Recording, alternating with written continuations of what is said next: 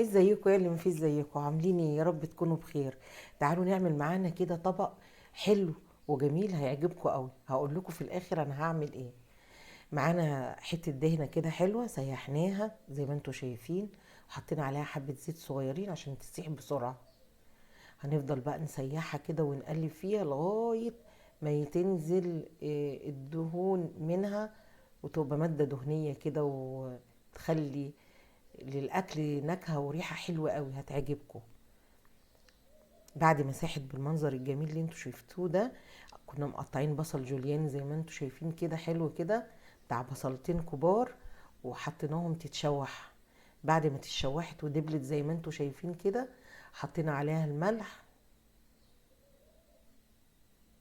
وكمان كمون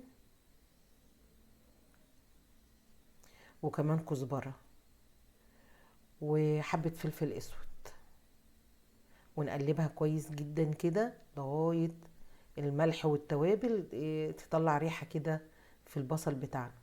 معانا بقى فلفل حامي، هي لازم تتعمل بالفلفل الحامي عشان تبقى مشطشطه كده، وتشوحي تشوحي كده خالص لما الحاجه دي معاكي تدبل وتبقى مية مية.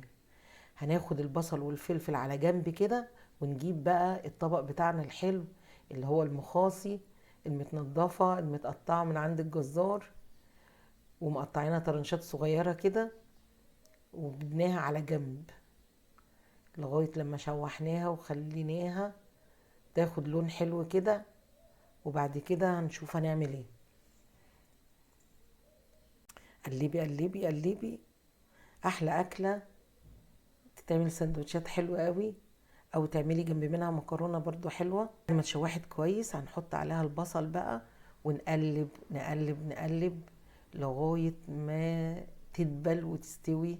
هي ما بتاخدش سوا كتير على فكره، يعني تاخد بتاع 5 دقايق كده، تقلبي وتشوحي فيها كده بالبصل بالفلفل بالتوابل بتاعتها وبس على كده.